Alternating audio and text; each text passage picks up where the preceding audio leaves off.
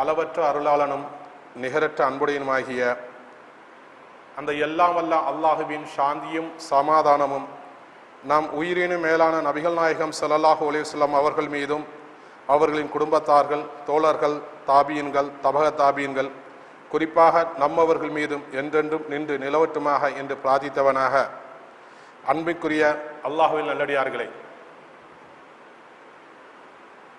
ஆதம் அலைஹிஸ்ஸலாம் அவர்கள் இந்த பூமியில் படைக்கப்பட்ட சிறப்புமிக்க ஒரு தினமாகவும், அல்லாஹ் கண்ணியமிக்க மாதம் என்று சொல்லக்கூடிய ஒரு சிறப்பான ஒரு மாதத்தில் அந்த வல்ல இறைவனை வணங்குவதற்காக நாம் எல்லாம் ஒன்று கூடியிருக்கிறோம்.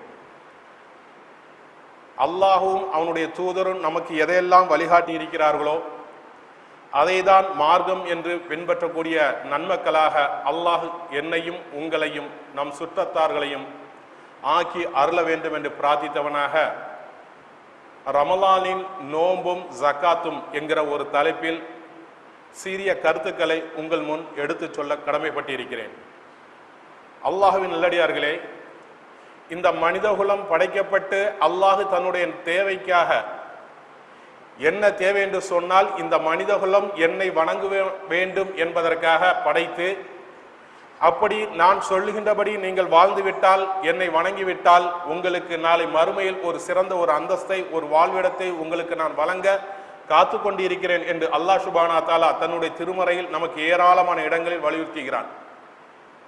அவன் வலியுறுத்திய அந்த சொற்களை நபிகள் நாயகம் ஸல்லல்லாஹு அலைஹி வஸல்லம் அவர்கள் நமக்கு தெளிவாக எடுத்து சொல்கிறார்கள். உதாரணத்துக்கு சொல்ல போனால் நபிகள் நாயகம் ஸல்லல்லாஹு அலைஹி வஸல்லம் அவர்கள் சொன்னார்கள், இஸ்லாம் 5 காரியங்கள் மீது நிறுவப்பட்டுள்ளது. இஸ்லாம் ஒருவர் நாளை மறுமையில் சொர்க்கலோகத்தை பெற வேண்டும் சொன்னால் இந்த 5 காரியங்களில் அவர் செய்ய வேண்டும். அல்லாஹ்வின் தூதர் ஸல்லல்லாஹு அலைஹி வஸல்லம் அவர்கள் சொன்னார்கள், அல்லாஹ்வை நம்புவது, அவனை வணங்குவது, நோன்பு நோற்பது, ஜகாத் கொடுப்பது, ஹஜ்ஜி செய்வது, இந்த 5 காரியங்கள் மீதுதான் இஸ்லாம் நிறுவப்பட்டுள்ளது என்று சொன்னார்கள். அந்த 5 காரியங்களில் நாம் 3வது காரியங்களில் இப்போது இருந்து கொண்டிருக்கிறோம். இந்த காரியத்தை பொறுத்தளவில் அல்லாஹ் சுப்ஹானஹு வ தஆலா தன்னுடைய திருமறையில் சொல்லுகின்ற பொழுது 2வது அத்தியாயத்தில் 83வது வசனத்தில் அல்லாஹ் சொல்கிறான், யா அய்யுஹல்லதீன ஆமனூ குதிப அலைக்குமுஸ் ஸியாமு, யா அய்யுஹல்லதீன ஆமனூ குதிப அலைக்குமுஸ் ஸியாமு, ஓ நம்பிக்கை கொண்டவர்களே, உங்களுக்கு முன் சென்றவர்கள் மீது கடமையாக்கப்பட்டது போல உங்களுக்கும் நோன்பு கடமையாக்கப்பட்டுள்ளது. ஏன் கடமை என்று சொல்கின்ற போது சொல்கிறான், கமா குதிப அல்லல்லதீன மின் கபலிக்கும் லலஹ்கக்கும் தஹக்கரூன், நீங்கள் இறைவனை அஞ்சுவதற்காக உங்கள் மீது நோன்பு கடமையாக்கப்பட்டு இருக்கிறது. அப்படி என்றால் இந்த நோன்பு என்பது இறைவனை அஞ்சு நடக்கக்கூடிய ஒரு செயல், இறைவன் மிகவும் கண்ணியமாக நினைக்கின்ற கருதுகின்ற ஒரு செயல்.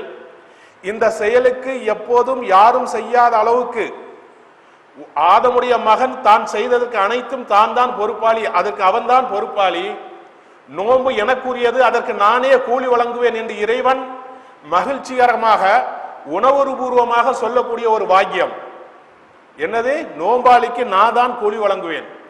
ஏன் அவன் கூலி வழங்க வேண்டும் என்று சொன்னால் இந்த வசனம் சொல்லுகிறது, லஹல்லக்கும் ததக்கரூன், என்னை அஞ்சுவதற்காகத்தான் இந்த நோன்பு உங்களுக்கு கடமையாக்கப்பட்டிருக்கிறது. அப்படி என்னை அஞ்சி நீங்கள் அந்த நோன்பை நீங்கள் பூர்ணமாக நிறைவேற்றிவிட்டால் உங்களுக்கு நான் வழங்கக்கூடியது சொர்க்கம், ஜஹன்னத் என்று அல்லாஹ் கூறுகிறான்.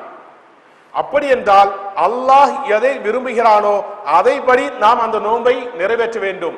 நபிகள் நாயகம் ஸல்லல்லாஹு அலைஹி வஸல்லம் அவர்கள் எதை நமக்கு வலியுறுத்தினார்களோ அதன்படிதான் நாம் அந்த நோன்பை நிறைவேற்ற வேண்டும் என்றும் அல்லாஹ்வும் ரசூலும் நமக்கு வழிகாட்டுகிறார்கள்.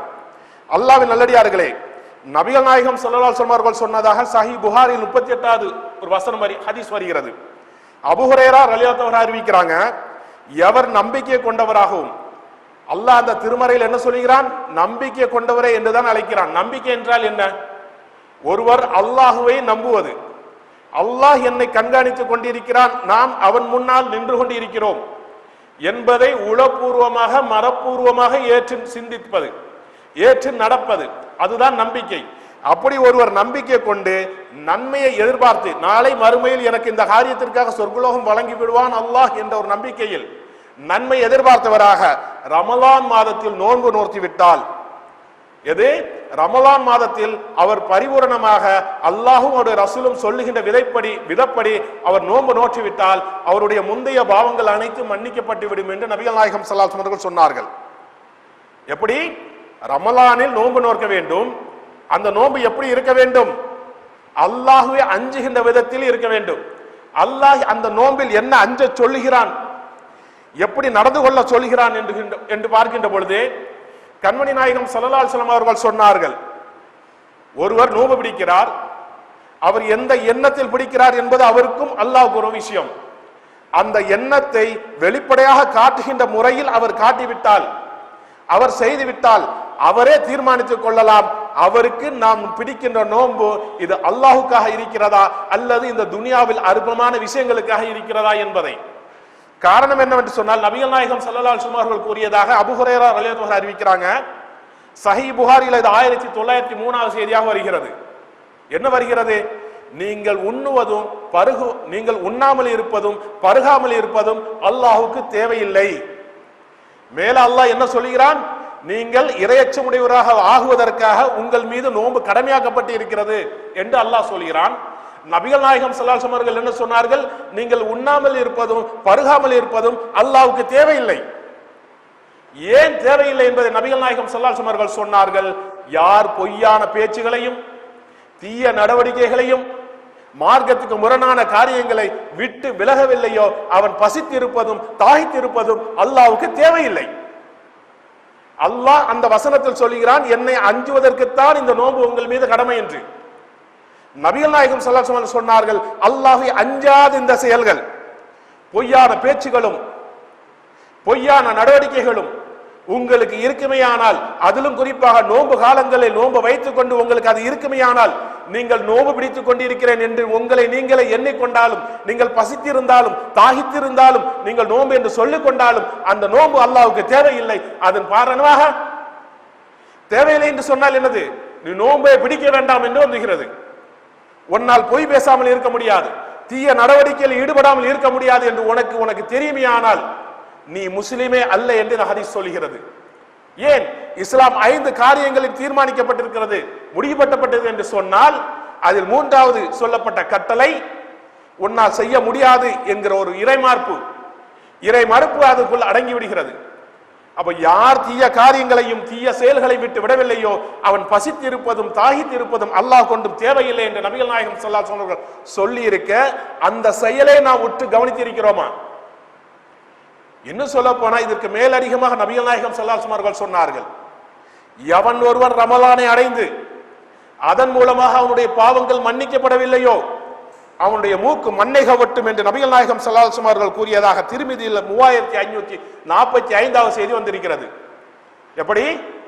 எவர் ரமலானை அடைந்திருக்கிறார் என்று சொன்னால் எவர் நோன்பை பிடித்திருக்கிறார், ரமலானில் நோன்பை பிடித்திருந்தும் அவருடைய முன் பாவங்கள் மன்னிக்கப்படாமல் அவர் நரக படுகொலியில் செல்வாரேயானால் அல்லாஹ் தன்னுடைய கருணையிலிருந்து அவனை அப்புறப்படுத்தட்டும், அவனுடைய மூக்கு உடைந்து நாசமாகட்டும் என்று நபிகள் நாயகம் ஸல்லல்லாஹு அலைஹி வஸல்லம் அவர்கள் சொல்லி இருக்கிறார்கள் என்று சொன்னால் இந்த புகாரில் வரக்கூடிய செய்தி நமக்கு என்ன உணர்த்துகிறது?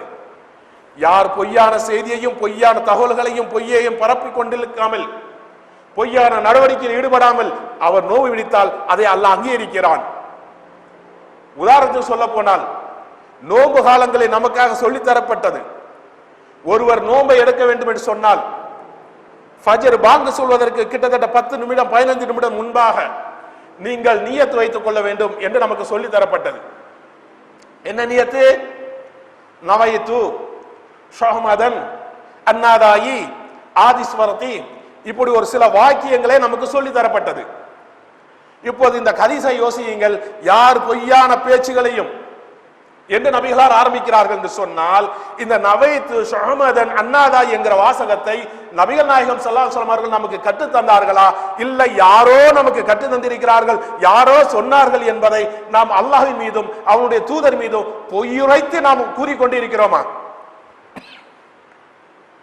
அதுதானே உண்மை.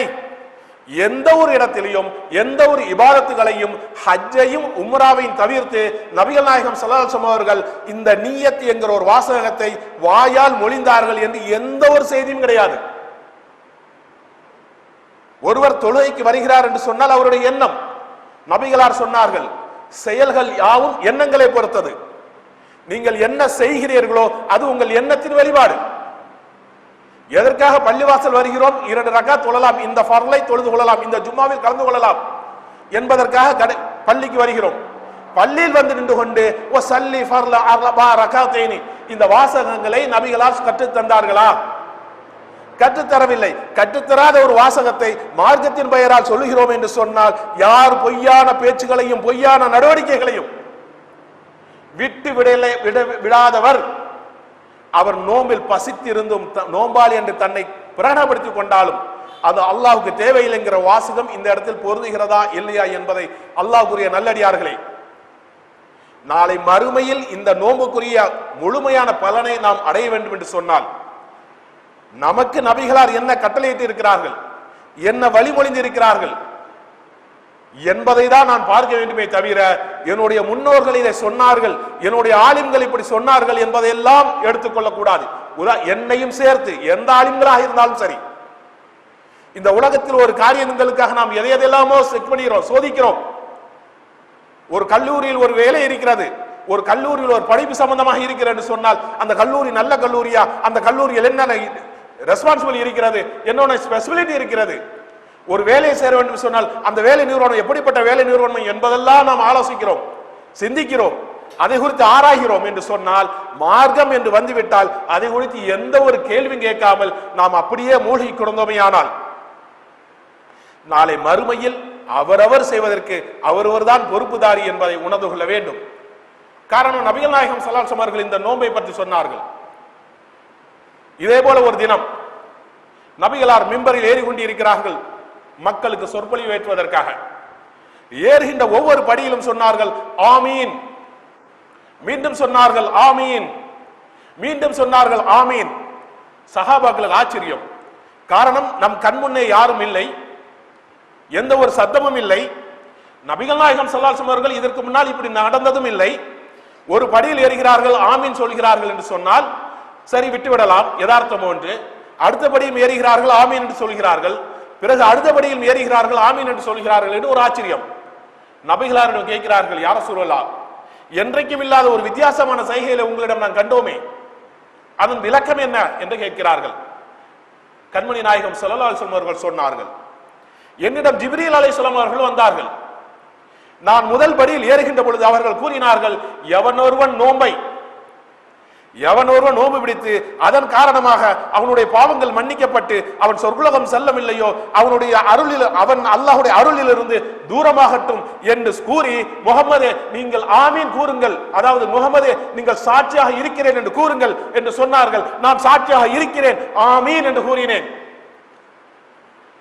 என்று நபிகள் நாயகம் ஸல்லல்லாஹு அலைஹி வஸல்லம் அவர்கள் சொல்கிறார்கள் என்று சொன்னால், வானவர் ஜிப்ரீல் அலைஹிஸ்ஸலாம் அவர்கள் இந்த துஆவை கேட்க நபிகளாரை சாட்சியாக ஆக்குகிறார்கள் என்று சொன்னால், நாம் இந்த நோன்பை எந்த விதத்தில் யாருக்காக பிடிக்கிறோம் என்பதை நாம் ஒவ்வொருவரும் அல்லாஹ்வை அஞ்சி, அந்த வசனம் சொல்வது போல அல்லாஹ்வை அஞ்சுவதற்குத்தான் உங்களுக்கு இந்த நோன்பு கடமை என்பதை உணர்ந்து அந்த நோன்பை பரிபூரணமாக பிடித்து நாளை சொர்க்குலோகம் பெறக்கூடிய பாக்கியத்தை அல்லாஹ் உங்களுக்கும் எனக்கு வழங்க வேண்டும் என்று துஆவோடும் சிந்தனையோடும் பயத்தோடும் இருந்து கொள்ள வேண்டும் அன்பானவர்களே. அப்படி அந்த அந்த அந்த நோன்பு அல்லாஹ் புரிந்து கொள்ளப்பட்ட ஒரு நோன்பாக இருக்குமே ஆனால் நாளை மறுமையில் ரய்யான் என்கிற ஒரு வாசல் வழியாக நாம் எல்லாம் அழைக்கப்படுவோம் என்று நபிகள் நாயகம் ஸல்லல்லாஹு அலைஹி வஸல்லம் சொன்னார்கள். சொர்க்கத்துக்கு 8 வாசல்கள் இருக்கிறது. அந்த வாசல்களில் ஒரு வாசலின் பெயர் ரய்யான் என்கிற வாசல் வழியாகும். அந்த வாசலில் நோன்பாளிகளை தவிர வேறு யாரும் அழைக்கப்பட மாட்டார்கள். மறுமை நாளில் நோன்பாளிகள் எங்கே என்று கூறப்படும். நோன்பாளிகள் அணிவகுத்து வருவார்கள். நீங்கள் இந்த வாசல் வழியாக நுழையுங்கள் என்று அவர்களுக்கு கூறப்படும். அவர்களை தவிர வேறு யாரும் அந்த வாசல் வழியாக நுழைய மாட்டார்கள் என்று நபிகள் நாயகம் ஸல்லல்லாஹு அலைஹி வஸல்லம் சொன்னார்கள். அப்படிப்பட்ட அந்த உயர்வு உள்ள அந்த மகத்துவமிக்க அந்த ஜன்னத்துல் புர்தௌஸில் நாம் ரய்யான் என்கிற வாசல் வழியாக அடைய வேண்டும், செல்ல வேண்டும் என்கிற உயரிய எண்ணத்தில் இந்த நோன்பை நாம் பரிபூரணமாக பிடித்து நாளை மறுமையில் சொர்க்குலோகத்தை பெறக்கூடிய பாக்கியத்தை அல்லாஹ் உங்களுக்கும் எனக்கும் வழங்க வேண்டும் என்று துஆ செய்தவனாக எனது முதல் உரையை முடித்துக் கொள்கிறேன். வாஹிதுதானா வல்ஹம்துலில்லாஹி ரப்பில் ஆலமீன். அஸ்ஸலாமு அலைக்கும் வரஹ்மத்துல்லாஹி வபரகாத்துஹு. அன்பிக்கினிய அல்லாஹ்வின் நல்லடியார்களே, ரமலானில் முழுவதுமாக ஒருவர் பசித்திருந்து தாகித்திருந்து அல்லாஹ்வுக்காக நாம் நோன்பை நிறைவேற்றுகிறோம். இந்த நோன்பு காலங்களில் தான் நமக்கு அதிகமான பித்ஆக்கள் நமக்கு நிறைந்து வருகிறது. அந்த பித்ஆக்களில் ஒன்றுதான் இந்த ரமலானில், அதிலும் குறிப்பாக 27வது நோன்பை நாம் அடைந்து விட்டோமேயானால் அந்த நோன்பில் நாம் ஜக்காத் வழங்க வேண்டும். அன்றுதான் லைலத்துல் கத்ர் இருக்கிறது என்பெல்லாம் மார்க்கத்தில் பெயரால் ஒரு பிம்பத்தை உருவாக்கி வைத்திருக்கிறார்கள். எந்த ஒரு இடத்திலும் நபிகள் நாயகம் ஸல்லல்லாஹு அலைஹி வஸல்லம் அவர்கள் ரமலான் நோன்பு 27 தான் லைலத்துல் கத்ர் இருப்பதாக சொல்லப்படவில்லை. கண்மணி நாயகம் ஸல்லல்லாஹு அலைஹி வஸல்லம் அவர்கள் சொன்னார்கள், நீங்கள் லைலத்துல் கத்ரை அடைய விரும்பினீர்களே என்றால் 21, 23, 25, 27 என்ற ஒத்தைப்படையில் நீங்கள் தேடிக்கொள்ளுங்கள் என்று நபிகள் நாயகம் ஸல்லல்லாஹு அலைஹி வஸல்லம் அவர்கள் சொன்னார்கள். ஏன் இதை சொல்கிறேன் என்று சொன்னால், குறிப்பாக 27ஆம் இரவில் அன்று அந்த 27ஆம் நோன்பில் தான் ஜகாத் என்பது ஒன்று கடமையாக்கப்பட்டிருக்கிறது.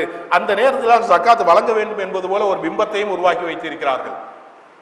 மார்க்கத்தில் எந்த ஒரு இடத்திலும் ஜகாத் நீங்கள் 27வது நோன்பில் தான் கொடுக்க வேண்டும் என்று சொல்லப்படவில்லை. ஆனால் ஜக்காத்தை பொறுத்தளவுல மிகவும் வலியுறுத்தி சொல்லப்பட்ட ஒரு விஷயம்.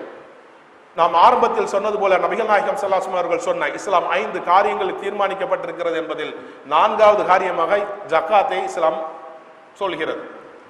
அல்லாஹ் சுப்ஹானஹு வ தஆலா தன்னுடைய திருமறையில் 3வது அத்தியாயத்தில் 180வது வசனத்தில் சொல்கிறான், அல்லாஹ் தமக்கு வழங்கிய அருளில், அதாவது செல்வங்களில் கஞ்சத்தனம் செய்வோர் அது தங்களுக்கு நல்லது என்று எண்ண வேண்டாம்.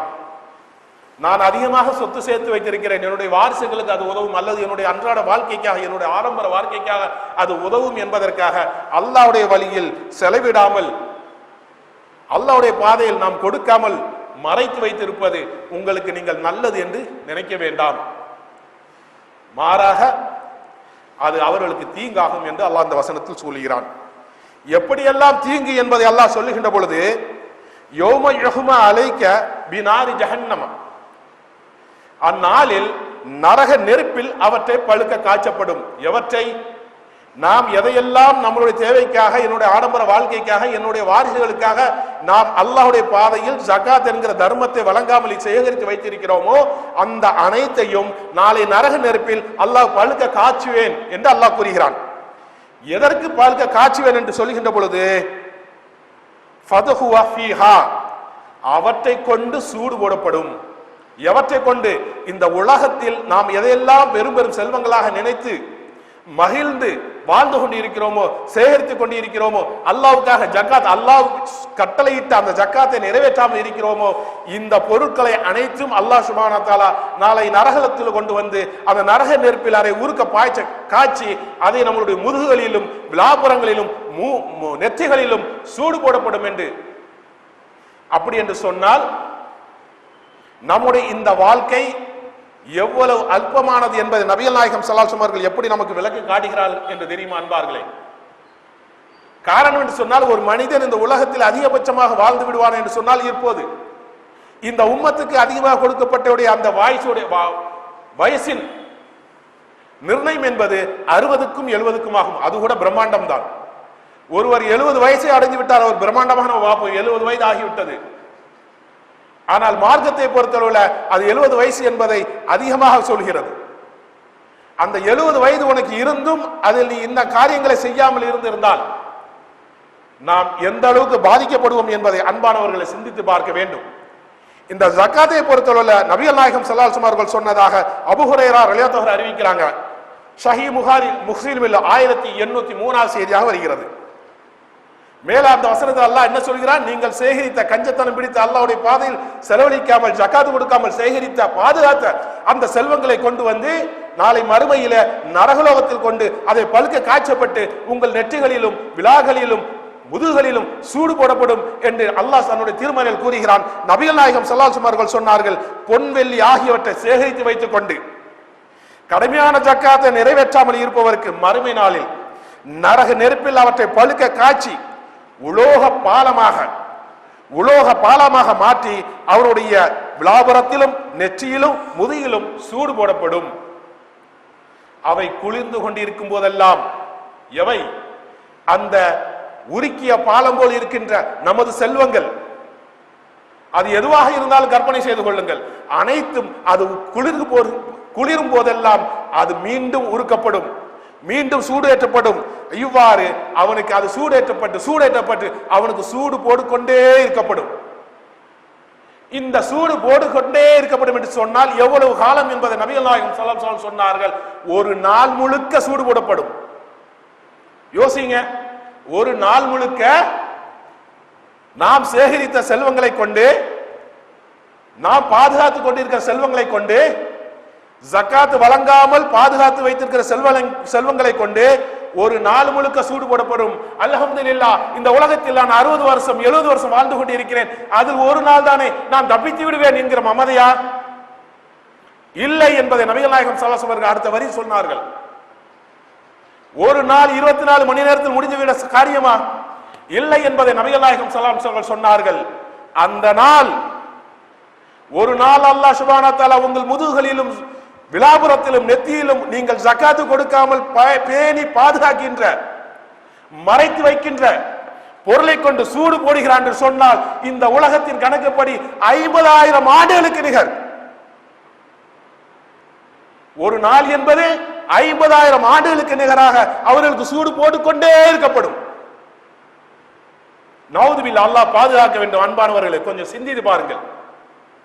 70 வருட வாழ்க்கையில் ஒருவன் ஒரு நாள் பட்டினி கிடந்தால் அல்லது ஒரு நாள் அவனுக்கு ஏதேனும் ஒரு துன்பம் நிகழ்ந்தால் அவன் வாழ்நாளில் இந்த ஒரு நாள் என்பது மிகவும் முக்கியத்துவமாக இருக்கும். நான் இந்த நாளில் கஷ்டப்பட்டேன், நான் இந்த நாளில் துயரப்பட்டேன், இந்த நாளில் எனக்கு சோதனை இருந்தது, இந்த நாள் நான் நோய் இல்லாமல் இந்த நாளில் எனக்கு பசியில் இருந்தது, ஆகாரம் இல்லாமல் அவதிப்பட்டேன் என்று 70 வருடம் அதிகபட்சமாக வாழ்ந்த ஒரு மனிதன் சிந்திக்கிறான் என்று சொன்னால், இந்த ஒரு நாளை அங்கு 50,000 ஆண்டுகள் 50,000 ஆண்டுகள் இந்த வதைக்கு உள்ளாக்கப்படுவீர்களே, அப்போது உங்களுக்கு யார் உதவுவார்கள்? இந்த அற்ப காசுகள் உதவுமா? இந்த அற்பமாக நாம் மதிக்கின்ற உபகரணங்கள் உதவ போகிறதா? இல்லை. நபிகள் நாயகம் ஸல்லல்லாஹு அலைஹி வஸல்லம் சொன்னார்கள், இப்படி 50,000 ஆண்டுகள் அவனுக்கு அந்த தண்டனை வழங்கப்படுகிறது. இறுதியில் சொன்னார்கள், ஃபமையஹமல் மிஸ்கால தர்ரத்தின் கைரன் யரா, அணு அளவு நன்மை செய்தவன் அதை அங்கு காண்பார்.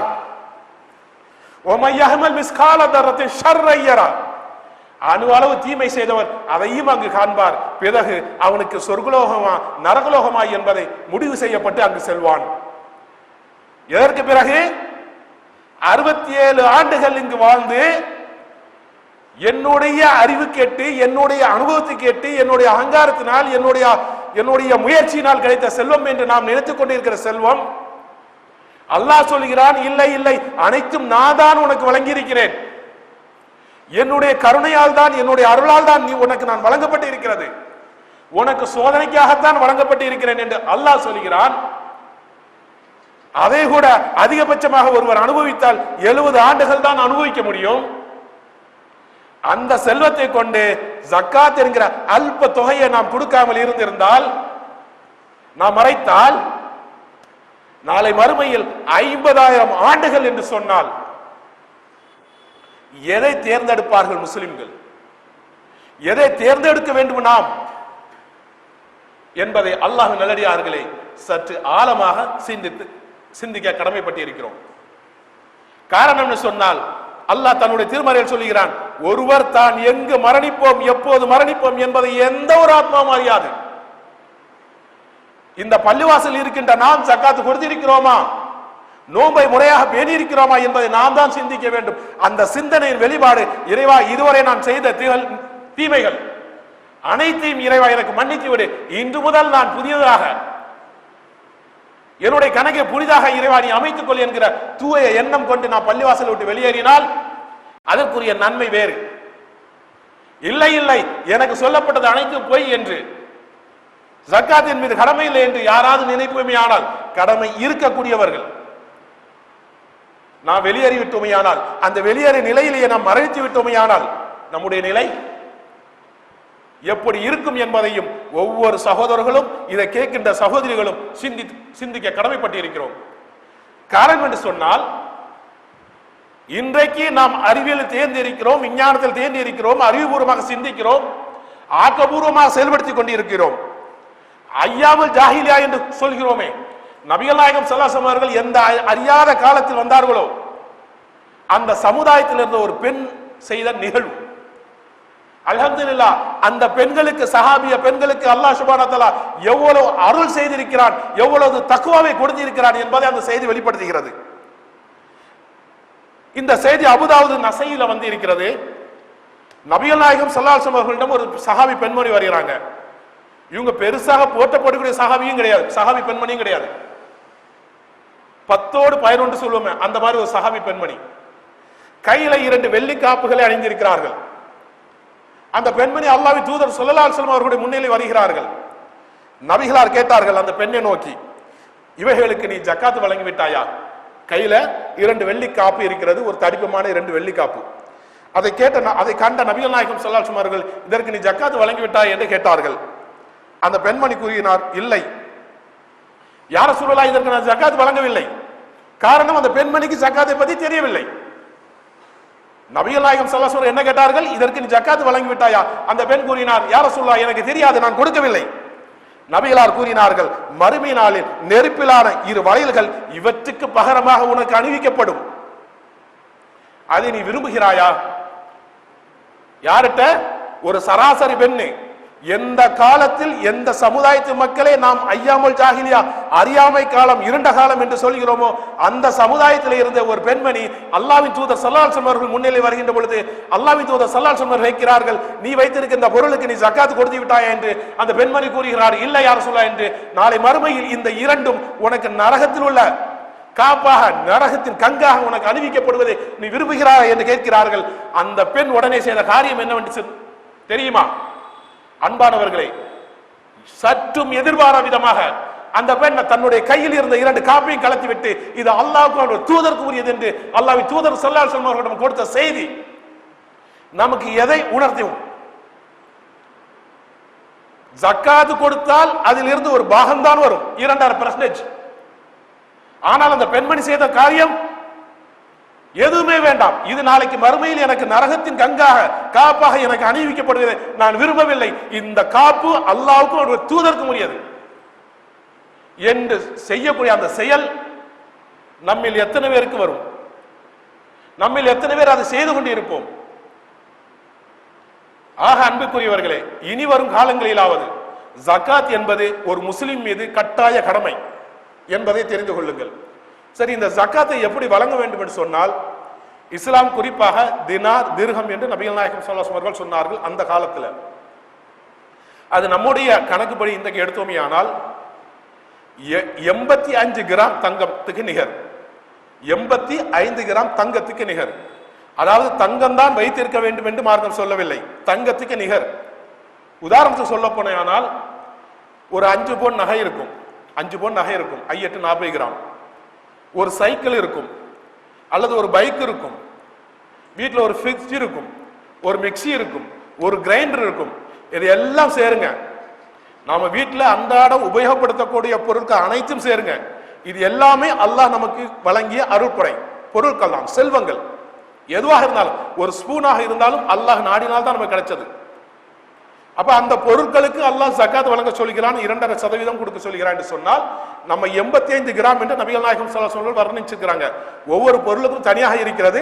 ஒட்டுமொத்த பொருட்களை பொறுத்தளவுல 85 கிராம் தங்கத்துக்கு நிகராக வந்து விட்டால் அவர் 2.5% கொடுக்க வேண்டும். இது ஆணாக இருந்தாலும் பெண்ணாக இருந்தாலும்.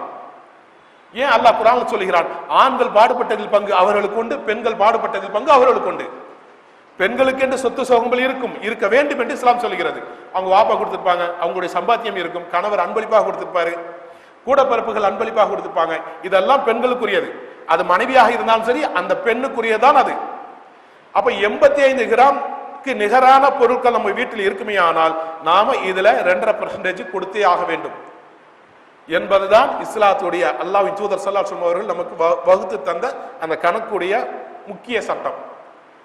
எல்லா பொருட்களையும் நாம் கணக்கில் எடுத்துக்கொள்ள வேண்டும். வீட்டில் இருக்க எல்லா பொருட்களையும் கணக்கிட்டு, அது பைக்காக இருந்தாலும் சரி, காராக இருந்தாலும், வீடாக இருந்தாலும் சரி, தோப்பாக இருந்தாலும் சரி, அனைத்தையும் கணக்கில் எடுங்க.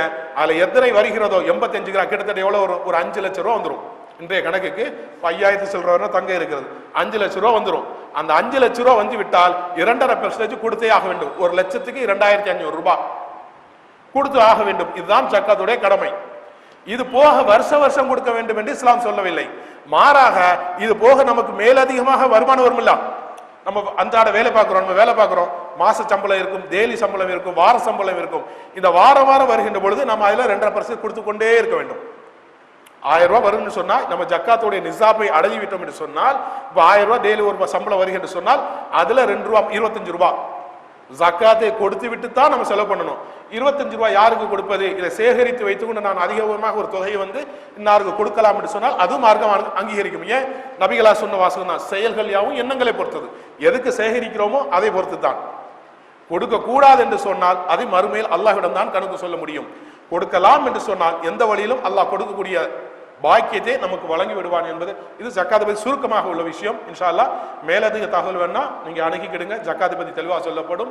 அல்லாஹ் அவனுடைய கட்டளைப்படி நம்மளை வாழ்ந்து மரணித்து நாளை மறுமையில் உயர்ந்த சொர்க்குலகமான ஜன்னத்துல் ஃபிர்தௌஸில் சேர்கின்ற பாக்கியத்தை அல்லாஹ் எனக்கும் உங்களுக்கு வழங்க வேண்டும் என்று பிரார்த்தித்தவனாக எனது உரையை முடித்துக் கொள்கிறேன். வாஹிது தானா வல்ஹம்துலில்லாஹி ரப்பில் ஆலமீன். அஸ்ஸலாமு அலைக்கும் வரஹ்மத்துல்லாஹி வபரகாத்துஹு.